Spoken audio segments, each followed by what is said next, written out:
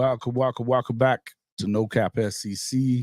I'm your host, Jason Watkins, and if you love college football, especially SEC football, you're definitely in the right place. So before you forget, smash that red subscriber button, like our videos, and don't forget to ring the bell so you don't miss one moment of No Cap SEC.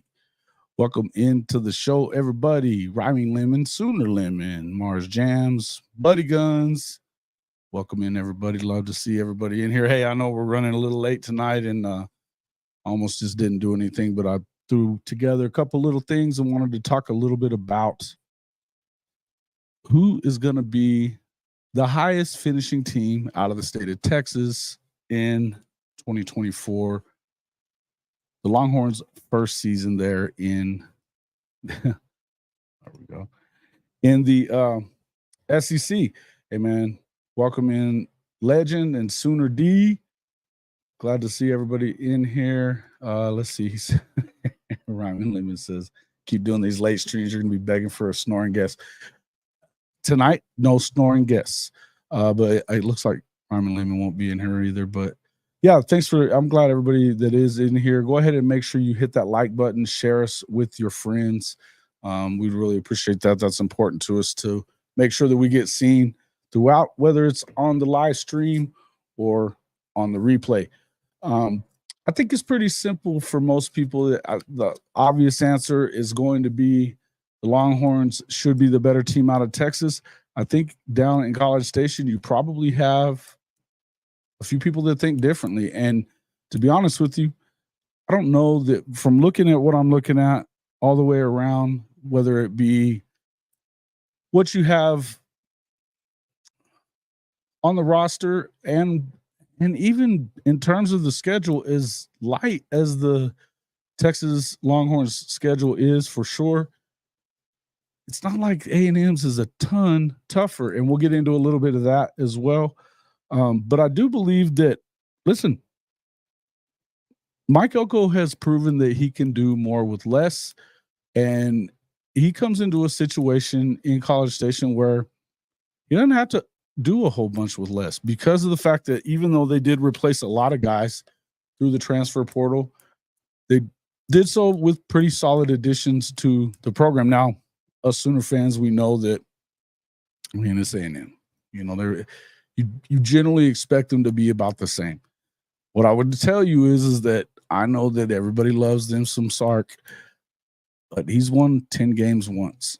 You know, you're looking at a guy in Elko that goes in, wins 8 games at Duke, and really they probably would have won a lot more than that had they had a little bit more depth, had they had the quarterback longer. You know, obviously Riley Leonard went down, and you know, and probably a game that they would have won. It looked like they were going to get a win there in the Florida State game. Had he not gone down, they possibly could have done so. But you know, kind of half in, half out, trying to make a great value hype video. Nice. The man, the myth, the legend that is Lemon. Hey, you are the legend, Sooner Lemon. Mars Jams. What's up, brother? Yeah, look.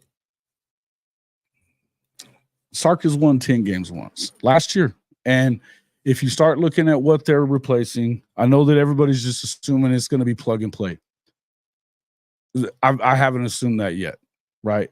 We've talked a lot about it on this show that there's some places for them to trip up. All right. There's some places, even though it's a training wheel schedule, if you look at it in terms of comparing it to Oklahoma's, when you compare it to A&M, they're fairly similar, and they play each other the last game of the season in that big Texas A&M rivalry game that hadn't been played in 12 years. There's going to be a lot of emotion there. You've already heard everybody say, you've already heard everybody talking about, or actually I heard in about his second press conference, Mike Elko declared that Texas A&M was the flagship school of the state of Texas. That's a shot across the bow. Love that. And it really, we've talked about in the past that Jimbo Fisher was not very good about working with a very important group in the state of Texas, and that's that Texas High School Coaches Association. They didn't really like him. He had very little to do with those guys, and those coaches expect more than that if you're going to get their kids. Okay. He recruits very well. He coaches them up very well. And the things that I've heard from him on his press conferences that I've listened to, and I listened to his press conference from spring practice, I guess they were 9 days in, so that would have been last week. And he's saying a lot of the right things. He doesn't expect for them to have already gotten it already as far as their completely new offensive system. They like a lot of the pieces that they have, though. And a lot of the guys, most of the replacements that they have are coming on the defensive end, particularly in that secondary.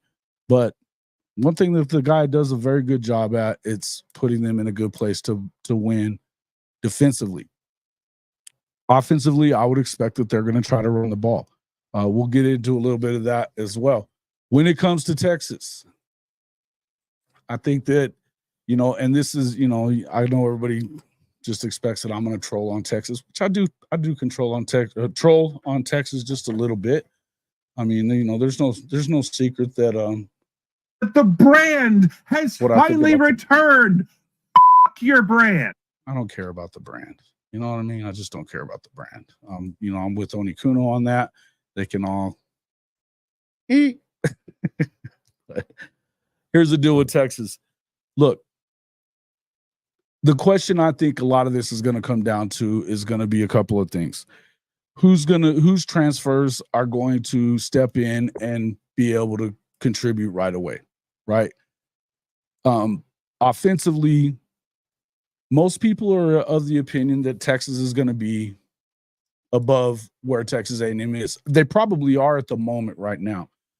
The thing is that when you start looking at the losses on the Texas offense, they're significant. They're quite significant. Let's go through and look at some of that. You have losses of, let's look at it here. Well, Xavier Worthy, A.D. Mitchell, and these guys, these are their top two receivers. They combined for 1,860 yards total, 16 touchdowns out of those two guys. Jatavion Sanders had 682 yards, their tight end. He was their third leading receiver, added another couple of touchdowns. Then Jordan Whittington, who's also gone as well, 505 yards on 42 catches. He also added a touchdown.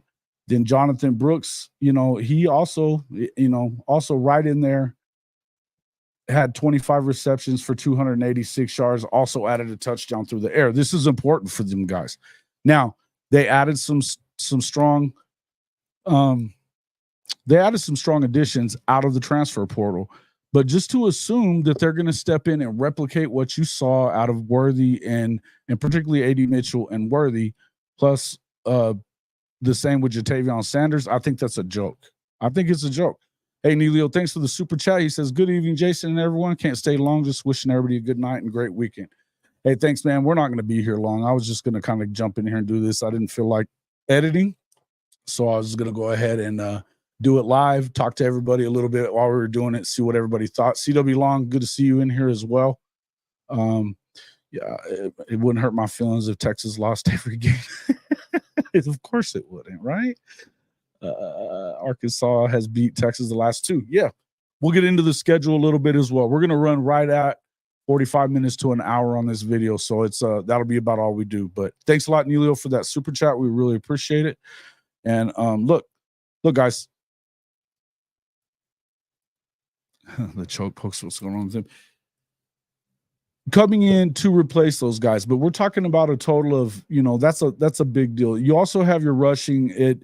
Jonathan Brooks, and despite he missed quite a few games with that injury after going down towards the end of the year, he had 187 carries for 1,139 yards, 10 touchdowns on the ground. He was definitely the bell cow coming out of there.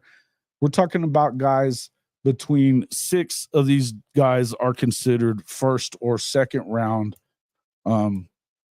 selections in the NFL draft. We talked about how they did in the, everybody, all the everybody down in Austin is just glowing over what they did down in the NFL Combine. Amazingly, they couldn't get it done when getting into the college football playoff, when truthfully it looked like it was set up for them to win it, right? You can go in and beat on Alabama at home. You should be able to go through and get that done.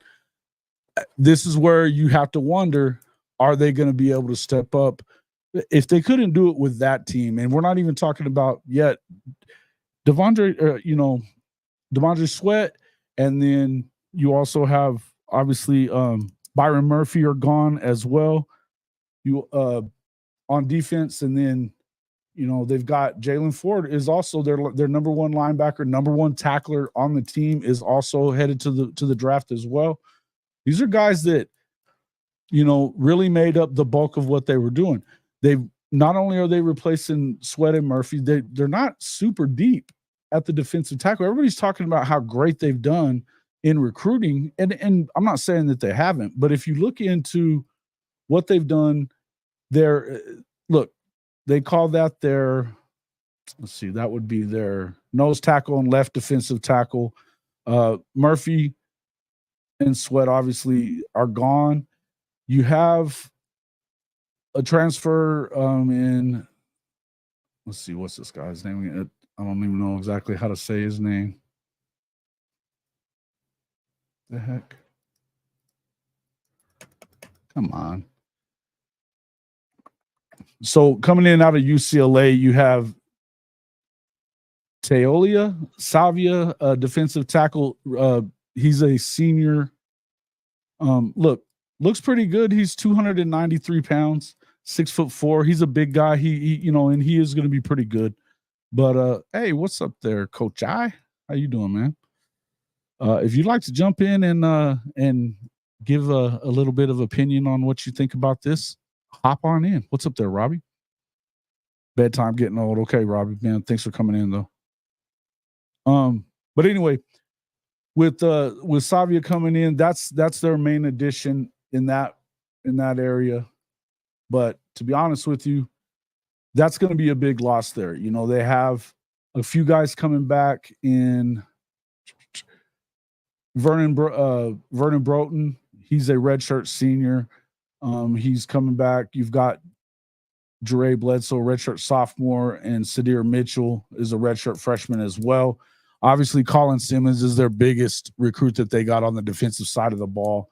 The edge rusher coming out of Duncanville, and he's a stud. No two ways around it. Do you expect him to make a big jump right away?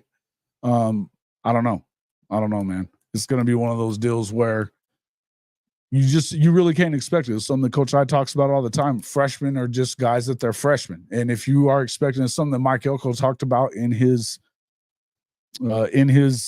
press conference from last week, was that, look, some of these guys that we've got coming in here, yeah, they come in expecting to be on the field right away as freshmen and be one of the best players at their position. He goes, in reality, that doesn't happen very often.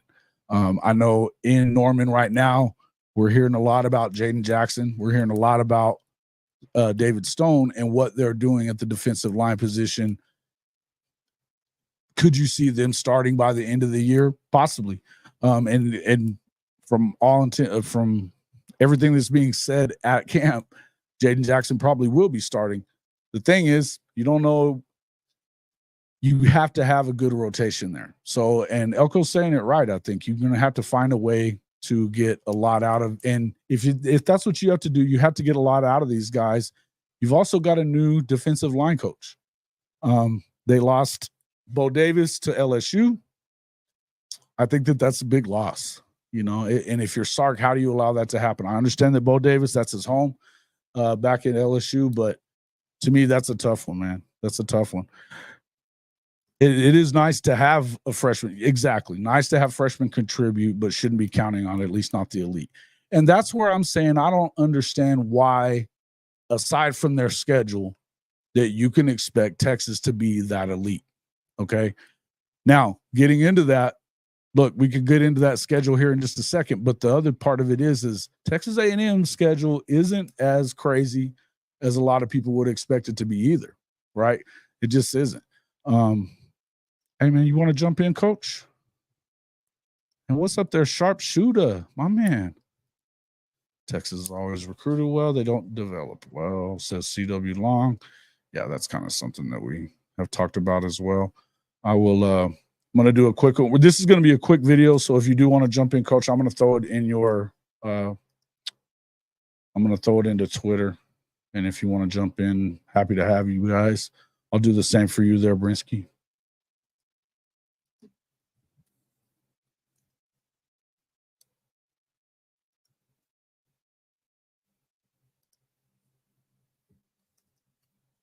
All right. Yeah, if you guys want to jump in, you can. It's all up to you. All right. And then, yeah, we'll. So, hold on real quick. Let me see. Where was that? Okay, now getting into the Texas A&M. Now, they also have a lot of additions, right? A lot of additions from the transfer portal. We're talking about a total of, on defense, you have 15 transfers in, 4 of which are slotted, at least currently, according to our lads, as starters. You're talking about Nick Scarton. He's a defensive end junior coming in there. He's somebody that Elko did point out as one of the guys they expect to contribute and be very good right away. Scooby Williams, also the weak side linebacker as well. Strong safety, Trey Jones, and of course, BJ Mays going in there and doing that as well. I also believe that, you know, the biggest part of their transfers that they got coming in are just, we're talking about, I think, what was it that I counted here? 10 of those additions out of those 15 are in the secondary, right? So that was where they did the most work. Look, I think as Oklahoma fans, we're seeing a ton on, you know, in recruiting on the secondary. They've done a great job in Norman to add a lot of talent there. That can kind of be an equalizer if you've got guys that are hybrid types that can do a lot of hitting, have a lot of speed, things like that. Then you're looking at a situation where it could be good. Alex Howard, you know, you got Willie the second, is along with Marcus Ratcliffe and DeRicky Wright, Jaden Hill. You know, these are guys that are coming in, you know, along with Donovan Saunders, Miles Davis, Des Ricks. You know, these are some guys that they've done a lot of things. But hey, man, okay, man, no worries. That's no worries, man. I appreciate you. But there's a lot going on there, right? If they can get that together on that defense, and the one thing about Mike Elko is that he's not unfamiliar with not only this team, but this roster. You know, he helped recruit a lot of the roster that's there over the, you know, the younger guys or the guys that are getting up into now being sophomores and juniors before he left to go coach at Duke. He had a good couple of years as well with that. Yeah, the A&M quarterback situation. Good question. Thank you for asking. Connor Weigman coming back, looking pretty good. The thing is with that, you got to look at, they've got a new offensive coordinator, obviously, but it's a guy that a lot of people have a lot of love for. And with Connor Weigman, this is one of the things that I believe is going to be a big difference here. Neither him nor Quinn Ewers has shown that they can stay healthy so far. Weigman looked really good towards the end of his freshman year. It feels like he didn't really get in until the end of the year. Then he goes down really early in the season last year, didn't really get to play. He isn't apparently 100% right now, probably won't be throughout spring, but they are liking what they're seeing out of him. We're going to have to find out whether or not he's durable or not. Behind him, you obviously have Jalen Henderson and Marcel Reed right now. I don't know that they're going to probably do a ton of additions in the portal. They made a lot of additions, obviously, in the first portal opening of the season, you know. And it looks like it's Weigman's to lose. And I think that skill-wise, from what you've seen of him, I think he's pretty good, man. He's a 5-star guy coming in there. He's shown an ability to get the ball out and in good situations. Of course, that broken ankle You know, it's one of those things where you're going to obviously he's going to have to get in there, stay healthy. Apparently he's been fighting through it, looking good. One of the things that Elko was saying is, you know, you can't expect them to figure out the offense just in the spring period. It's a completely overhaul on what they do. You know, and knowing that these guys are coming in, new coordinators on both ends, you know, this is a new football team. I wouldn't tell you that I think that A&M is a shoe-in to do anything, but I also wouldn't tell you that I think Texas is either. Again, going back to what you have with Texas, Quinn Ewers has not made it through a full season yet either. Okay. His 2 years at Texas so far, you know, he had 3 games that he missed in the first season, got hurt against Alabama. We didn't see him again until I guess it was the Texas Tech. No, it wasn't even the Texas Tech game. He didn't even make it in for that one. So may have been the Red River before he got back in, you know. But if he were to go down again, now you're looking at a situation where there's no more Malik Murphy in there to back him up. Okay. Now you're going to find out for sure if Quinn goes down, is this a real Manning or not? Arch Manning would be the next in line to do it. From what we've been able to tell, there's not a ton of zip on the ball coming out of there. Look, he may be everything everybody has said, but I tend to believe that if his name had been Smith, he's probably a 3-star. You know, he hasn't looked the part so much yet. I'm not saying that he isn't, because maybe he is, and he does come from the Manning clan. So chances are you got to give him at least somewhat the benefit of the doubt. We just hadn't seen anything from him yet. Yeah, and absolutely, Coach. The one thing that, and even if, let's say Ewers does stay in, the one thing that we've noticed is things like what Coach I was saying right here. He's got to improve his deep ball, the accuracy for them to be on in the conversation. Look, you're not wrong, okay? That big game that they've got the week after the Red River game, hosting Coach I's Georgia Bulldogs. Coach I will be in attendance for that one. They're going to go up against a real defense 2 weeks in a row there. Oklahoma's going to give them a hell of a time. They're loaded in the secondary. They look like they're going to be loaded out on that offense or the defensive line, and their linebackers are looking good too. This is a defense that a lot of expectations for Oklahoma coming into this one. You know they're going to get up for that game. And look, that's just how it always is. Turn around the next week, and even though Georgia's replacing a lot of its defense, they've been basically the best recruiting team in the country for about 3, 4, or 5 years, you know, particularly on the defensive side of the ball. You expect that defense is going to feast on mistakes, and they're definitely going to get pressure. Now, offensive line wise, that's probably where Texas is still pretty good. They only lost one of those 5 coming in. They were considered one of the better O-lines in the country, but they did struggle against Oklahoma. They did struggle, and you saw them not do a great job of protecting him against Washington. And they didn't even, defensively speaking, Washington wasn't great, right? Yeah.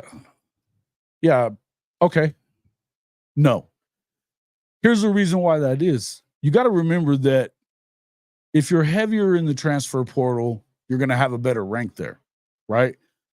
Oklahoma didn't add as many. And when you're looking at what Texas did add, they added guys like Amari Niblack, Isaiah Bond. You know, you go through and look that their entire receiving core, Isaiah Bond, Matthew Golden, and Silas Bolden. Silas Bolden coming out of Oregon State, speed guy that's supposed to be kind of that replacement for, I guess, more or less for Xavier Worthy. But Isaiah Bond's kind of that guy too, right? Matthew Golden, I would think this is a guy coming out of – Matthew Golden's the guy out of Houston, I believe. Yeah, out of Houston. He had 404 yards on 38 receptions with 6 touchdowns. Bolden had 54 receptions, 746 yards, 5 touchdowns on the season. Then you had Isaiah Bond, who had 48 catches for 668 and 4 touchdowns. you know, that's not really adding up to what you had. Yeah, I mean, that's just not really adding up to what you had a year ago. And he had time to get on the same page with those guys. A.D. Mitchell was the only guy that was new to Texas. He was used to Whittington. He was used to Xavier Worthy. Obviously, Jatavion Sanders was his stopgap, his safety valve.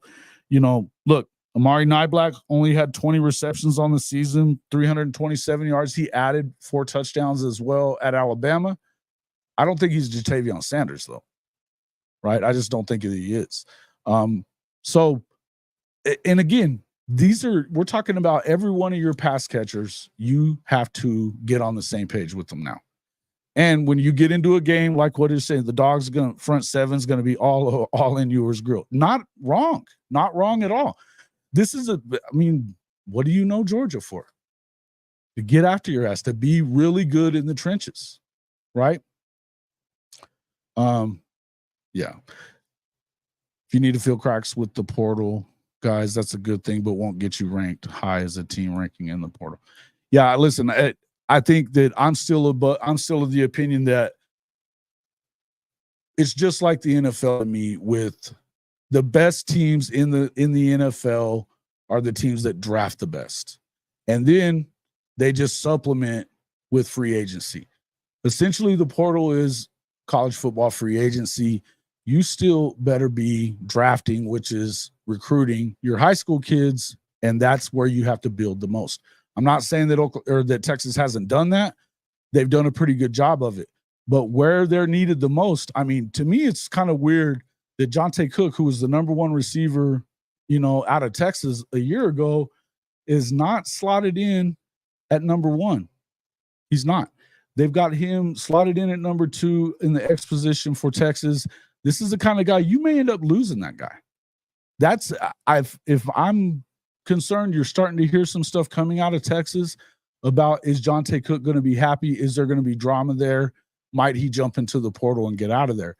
Jonte's a good player. I don't think you can afford to have that happen if you're Texas, right? He didn't put up a huge amount of numbers a year ago, but you also have Ryan Wingo coming in, a true freshman, another true freshman, Parker Livingston, and Aaron Butler for those 2 positions. And then you got Ryan Niblett, who's a redshirt freshman as well, DeAndre Moore, who's a true sophomore, coming back as well. But none of these guys that have been there are slotted to be the number 1 guys, Yeah. Yeah, look, I like Isaiah Bond, and I think that but in the end, you're looking at with what Isaiah Worthy did a year ago. It's not the same. It's definitely not the same. Xavier Worthy had 75 catches for 1,014 and 5 touchdowns. A.D. Mitchell had 11 touchdowns on 55 catches. They both averaged you had Worthy averaging about 13.5 yards per catch. A.D. Mitchell had about 15 yards a catch. That's a lot of numbers to have to make up. You're not making that up with 3 guys. All 3 of those guys aren't making that up that are coming in. Okay, they're just not doing it. And could they have a better season in Sark's offense? Yeah, they could. Theoretically, they could. They could also have a hard time too. And we know that the other thing about Quinn Ewers, this is just my opinion on him, but you've seen him kind of crack a little bit when the pressure's up. When they played, he didn't look good in the playoff game against Washington. They even gifted them an opportunity to win the game really, if had that injury not happened to that running back, that game's over with. But yeah, hey, thanks, Coach, for coming in. We appreciate you. But yeah, look, we're going to find out about it. Now, looking at the A&M side of things, look, I don't know how much I believe in Texas A&M either. I'm just going to be real with you. I do like Connor Weigman. As far as Jalen Henderson's concerned, he's a redshirt junior. He transferred in last year, I believe it was. Marcel Reed being a redshirt freshman. They like him quite a bit as well. He's been in the system. Look, I don't know what the hope is that Weigman is going to be the guy. I think it's got to be your hope, right? But yeah, again, if I'm looking at Weigman in comparison to Quinn Ewers in that last game of the season, it's at Kyle Field, which is going to be a tough place to play. And if these guys are within a game of each other, or either one of them are playing for a spot in the championship, possibly a 10th win, whatever it is that's going to get you into a playoff, is Quinn Ewers able to stand up to it? Is he even still around at that point? Because again, physically, he hasn't held up for an entire season yet either, right? It's one of those reasons that I really don't understand how everybody just automatically pencils them in as the best of the Red River teams coming in, because I don't see it. Defensively even, I mean, they're replacing quite a bit there too. As I said, on the defensive side, when you replace Sweat, Murphy, and Jalen Ford, their best linebacker, they love, look, that they got to be loving Anthony Hill. He's a true sophomore. He played really good as a true freshman. They like him a lot. But the secondary wasn't very good last year, and they've got, Andrew Makuba coming in as a transfer to kind of help shore that up. But they've got 2 sophomores, 1 senior that are slotted in between the spur position, the corners, they've got some different corners, but 2 juniors and a senior, but not guys that were starting really. We're going to have to wait and see. But I don't know, man. It's just I don't think that it's as cut and dried for Texas as everybody thinks it is. And then getting back into A&M. Look, I think that the big question for them is, what are they going to be on defense? Okay. The defensive end position, Scarton, he's at the defensive end. That's your junior transfer that they got in there as well. Everything that you heard out of Elko, him coming in from Purdue, they like him. They like him. We're 6'4", 280 pounds. He's a stud. He flashed pretty big last year there at Purdue. It's a good pickup for them, right? That being said, they've got Noah Thomas coming back. Sorry. Noah Thomas. That's on the offensive side. They look pretty good offensively. They're pretty good. But nose tackle, they've got Albert Regis coming back. Shamar Turner's coming back at the defensive tackle position as well. You got your nose. Those guys are 2 juniors that have played quite a bit. DJ Hicks, we know all about him. He's slated as, right now, he's a number 2 at the DT spot, that 3 technique area. Malik Celia coming back to play the edge position. And then you've got Torian York as well. As we've talked about that will linebacker position, you've got Scooby Williams is a transfer in as well, as along with Trey Jones, the third at strong safety, and BJ Mays at right cornerback. We're going to find out, the nickel, they've got Bryce Anderson playing a lot of nickel. It looks like Jaden Hill as well. They've been talking a little bit about him as being one of the transfers. He's a redshirt senior transfer as well. Again, that secondary is going to be key for what they're doing. Up front, they don't have to – I don't think that they're looking like they're worried too much about up front. They've got a lot of those guys that we know that over the last few years, that was what A&M did very well, was recruit the trenches. X-Rob did a great job with it. They didn't all just jump ship and go with him to Syracuse, okay? And why would you, by the way?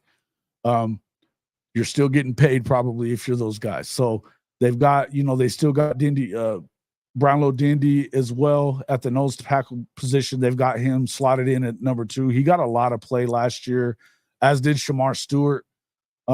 He was basically their starter at defensive end. They've got Scourton slotted in right now, but that doesn't mean that you're not going to see a lot of Shamar Stewart. He's a stud. Okay.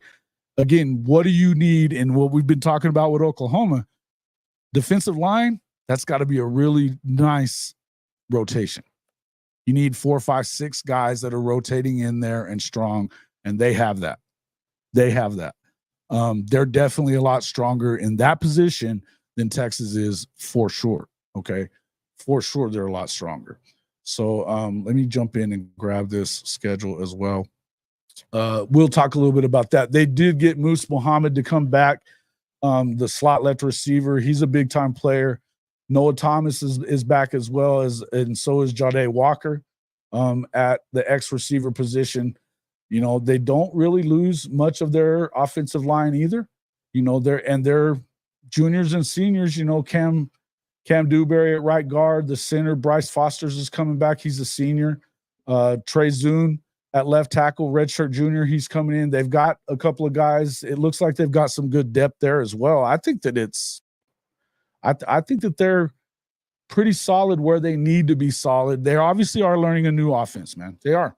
And so it's gonna be who's gonna be quicker learning that offense. You don't see each other until the end of the year, but what happens throughout the year, I think, is gonna have a lot to do with, you know, who does better on the offensive side when it comes to the quarterback position and who kind of meshes well together. And I think that if anything, you should see A&M do a good job of meshing, because really they're only replacing one guy from the portal on the offensive side of the ball, and that's their left guard. Armaj Adams-Reed is who they've got penciled in right now, you know? So really, truth be told, they don't have to make a bunch of they do have a bunch of new additions. They've got 10 additions through the portal on offense. Only one of those guys is slated to be a starter right now. Okay. Now, what do you expect from the Texas defense? Look, I don't know that I expect much. And Coach, there he is. Where you been, man? Good to see you.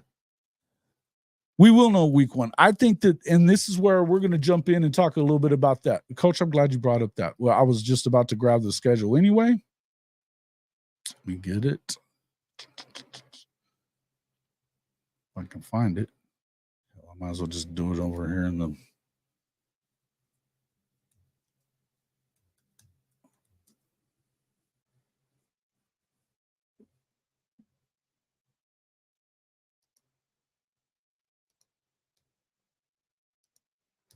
There we go.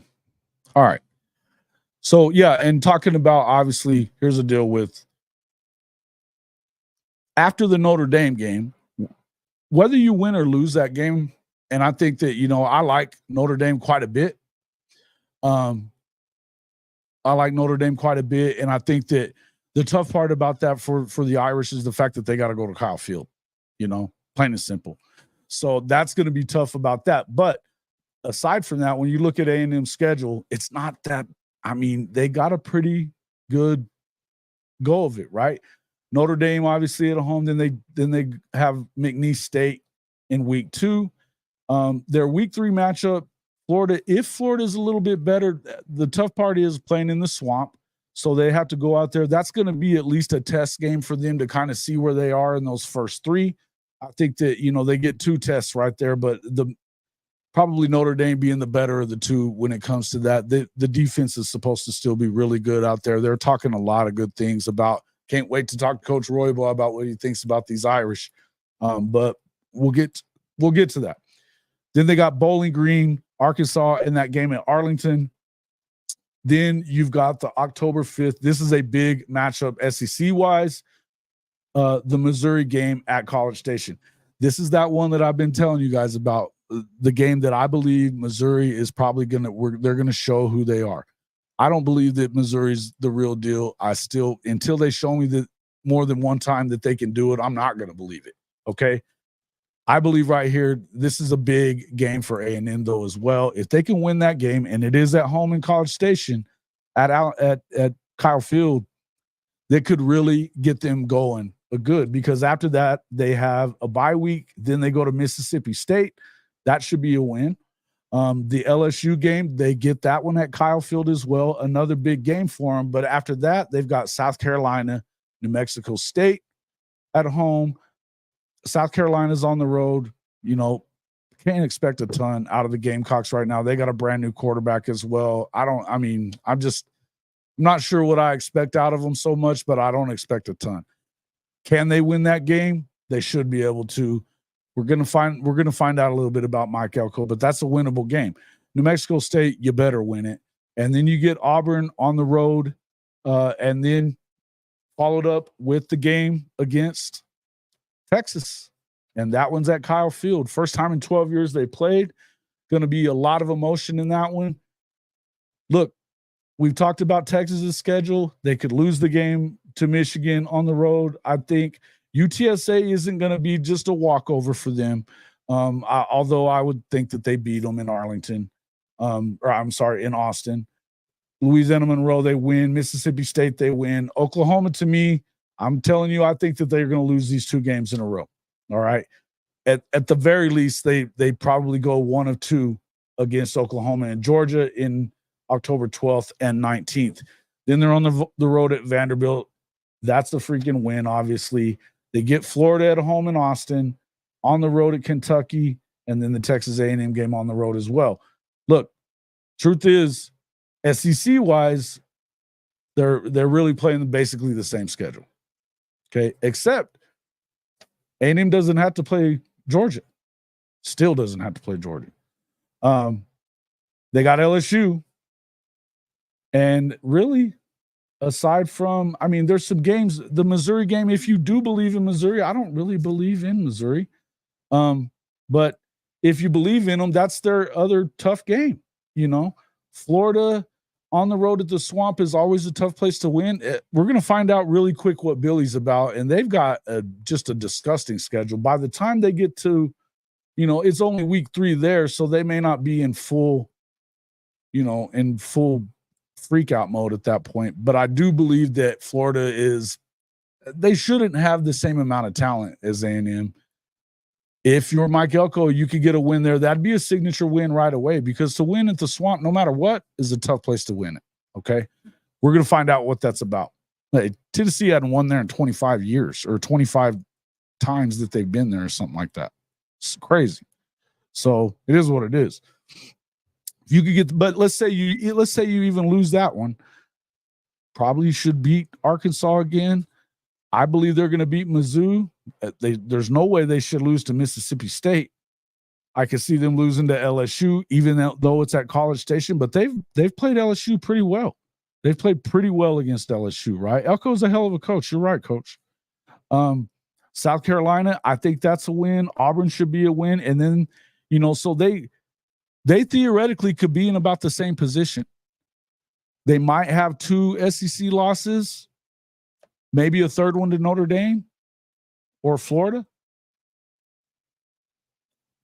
I mean, if it's close, and I can see it being close, because I think that Texas has at minimum 2 losses coming into that. I think they could have a third one with Michigan. That's not an easy place to go and play. And a lot of people are writing them off because they have to replace their quarterback. And of course, Harbaugh's gone and all that. But I mean, they're not replacing everybody. And the kind of football that they're going to play, and it's that early in the year, that's a tough one for them. So they could have 3 losses as well. I feel like they're going to have at least 2 at that point.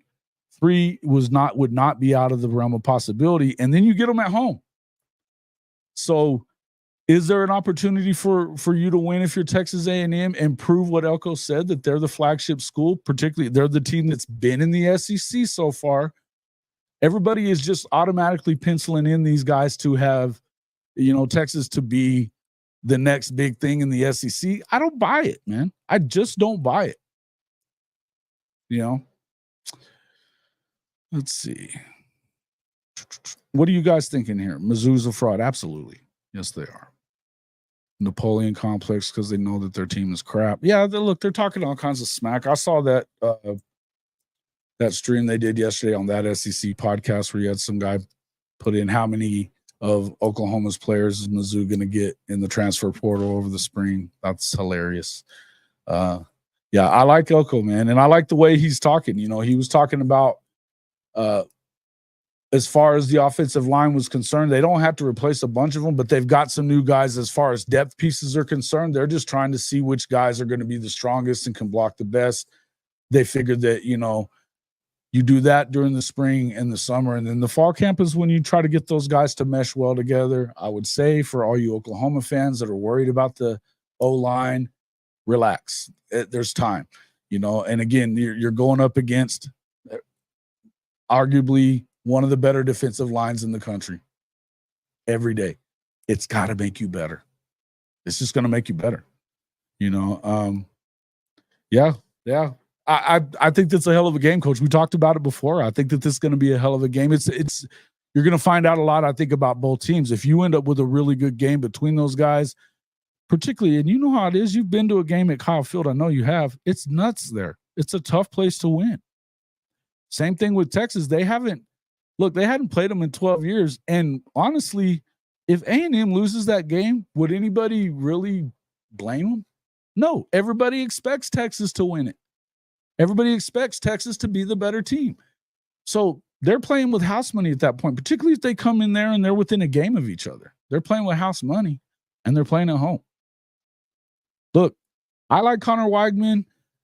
We got to see more out of him. What we've seen of him in flashes shows me he's a hell of a player. Can he stay healthy? Yeah, we're going to see.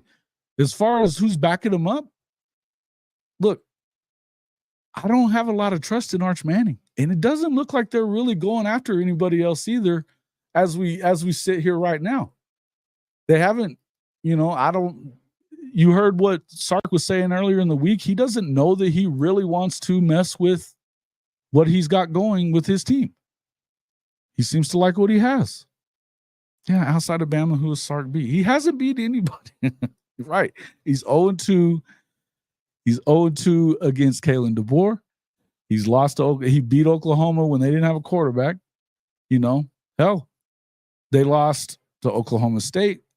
They lost to TCU the second year. The first year they lost the last 5 out of their last 6 games, and they had a lead in every one of them at the half. Every one of them. So again, he's won 10 games once. And I'm still of the belief, man, he's one of those offensive coaches. Those guys do not win national championships. They don't. Not without a great defense. And I don't see that they have a great defense. They've got a few pieces. They don't have a great defense, though. The better defense is clear right here to me. It's A&M.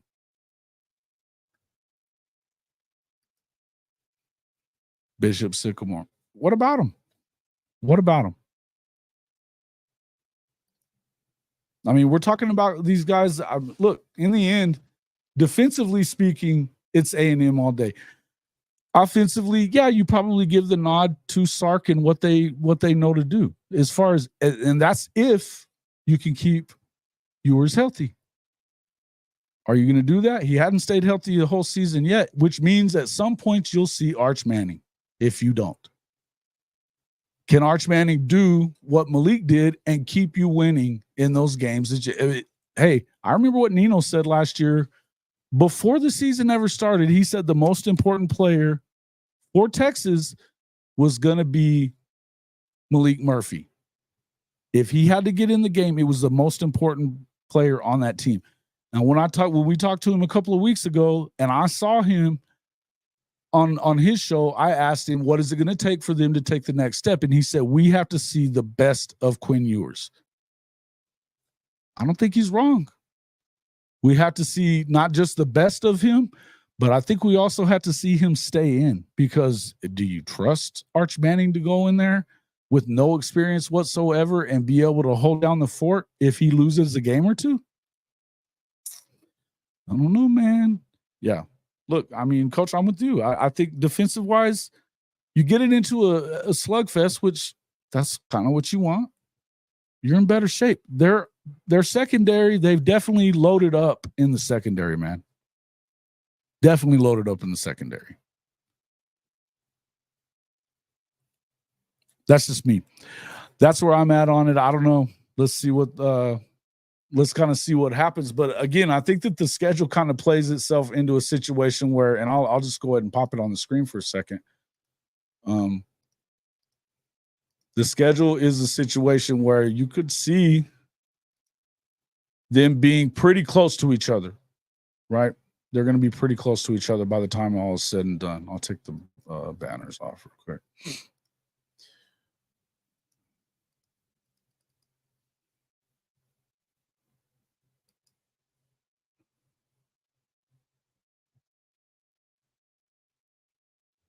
So yeah, they're the, you know, 2 of the last 3 down at the bottom.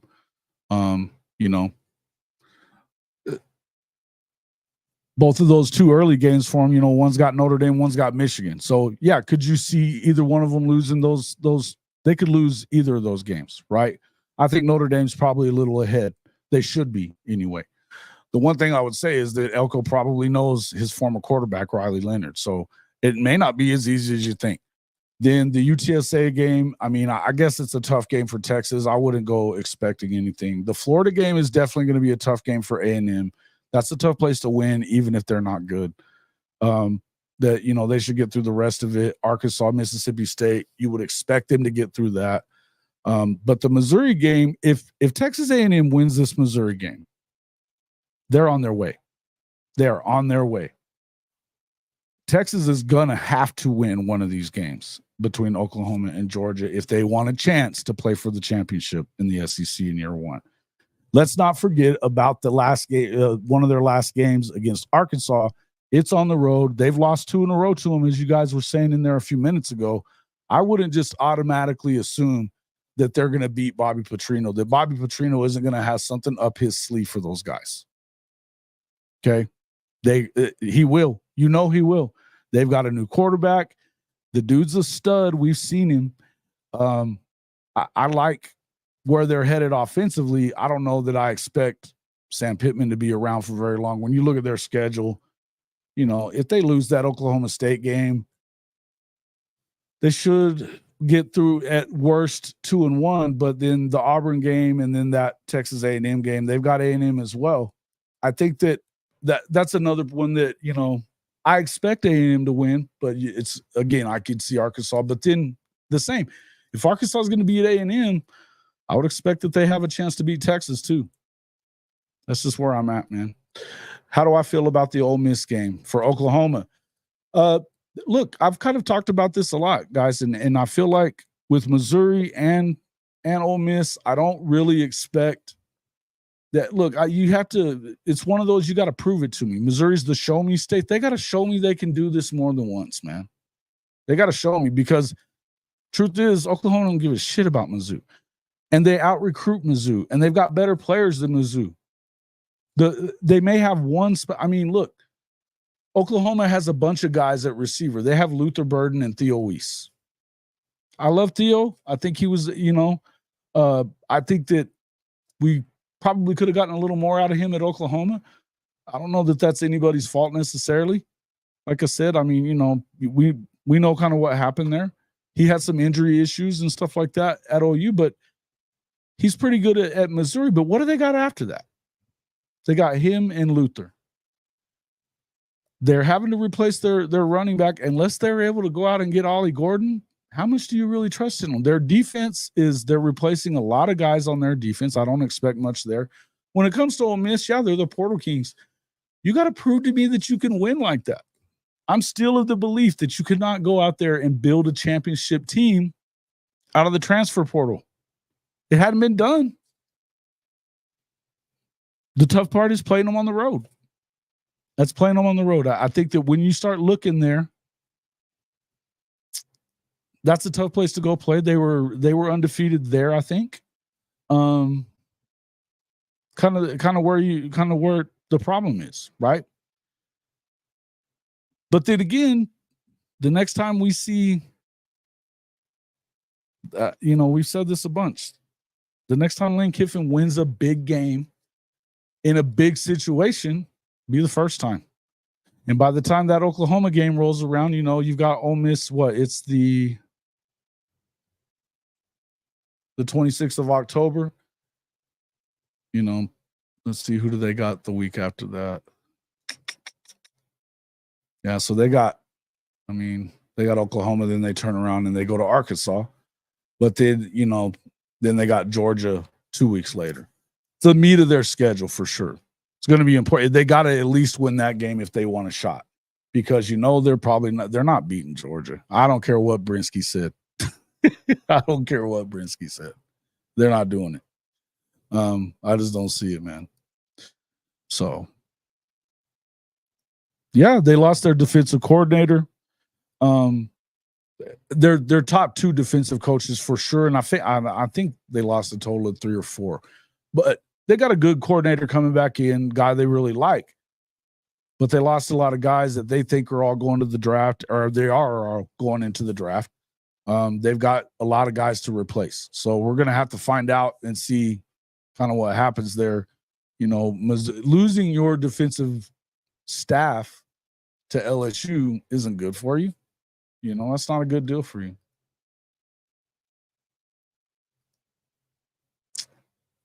Oklahoma beats the brakes off of Ole Miss. Josh Pate should issue a public apology to OU fans and team. Everybody should be issuing a public apology to Oklahoma after this is all over with. If they finish 9 or 10 wins, then a lot of people have to freaking eat a shit ton of crow. That's all there is to it. That is all there is to it. Because I'm telling you now, looking at this, even though Texas has the easiest schedule comparatively, the landmine spots and the places they could lose, they're going to end up looking bad if they don't get to 10 wins. And I really don't think that they will. Because if you lose to Arkansas, you're not supposed to lose to Arkansas. If you lose to A&M, yeah, it's on the road, but nobody's expecting, and they're calling you the next big thing in the SEC. You don't have to play Alabama. You always play Oklahoma, so this is not changing at any point. You don't have to play Bama. You got to play Georgia. You get them at home. If you can't find a way to get a win over Arkansas and to get a win over Texas A&M, even if you were to lose Oklahoma and Georgia, you better win those other games. You better not screw up and lose to Arkansas. You better not screw up and lose the Michigan game, even though it's on the road. Oh, yeah, they're definitely. Hey, Stink, thank you, man. Appreciate that. Agreed, he says. Look, I just think that it looks bad if you're Texas, man. It really does. It looks really bad if you're Texas to find a way to screw up this schedule. And guess what? You get it 2 years in a row. The second year, you know, that's almost definitely Arch Manning time. But I don't know that you don't end up seeing some of Arch this year. I think they might lose to Michigan too. Yeah, I think they might. I don't think that Michigan is, depth-wise, they've recruited very well over the years. They lost a lot of starters. They've got a running back that a lot of people think is better than Blake Corum, though. You know, the quarterback, a lot of people like that he has multiple ways to beat you. He's a little better runner, probably a little better passer. I don't know that they're going to do things a whole lot different. Sharon Moore likes to freaking run the football. Look at how they love to impose their will. And with that Texas defensive line being, new, a couple of those guys were in the rotation, but they weren't starters. They weren't their studs. Colin Simmons, do you believe that he's going to be that guy right away? He better be. I don't know, man. I think it works out to where, should they be able to go through and do it? Yeah, they should. But I don't know that I think of them as better than Texas A&M. The more I've looked at this, and I've looked at it for the last few days, and that's why I decided to make this video, and I went ahead and did it live because I just don't want to I just didn't really want to have to do a lot of editing. But the reason I did it was just for the simple fact that, guys, honestly, I think that Elko is a different kind of coach, and there's a possibility that you might end up seeing him be able to win this game right away. They've got enough pieces, particularly on defense, that they can stand up there and do well against this Texas team that has to find out who they are. Now, of course, by the end of the year, they should have meshed together between Quinn, his receivers, and stuff like that. It's the end of the year. The running back situation, it's not like they didn't have a stacked house there. But look, you're still replacing Jonathan Brooks. You got Blue along with CJ Baxter. Baxter was the #1 running back coming in 2 years ago. Stud, you expect a lot of things from them, and they're good in the backfield.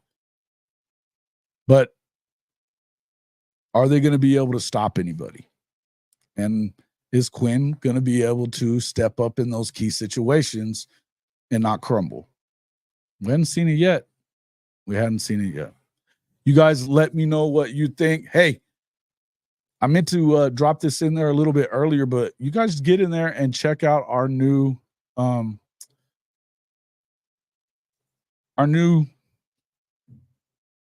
sponsors, our new product sponsors, MAELREG Performance Golf Apparel. If you are a golfer, whether you're a stud golfer or just a weekend warrior like most people, unbelievable performance, style, and price on MAELREG Performance Golf Apparel.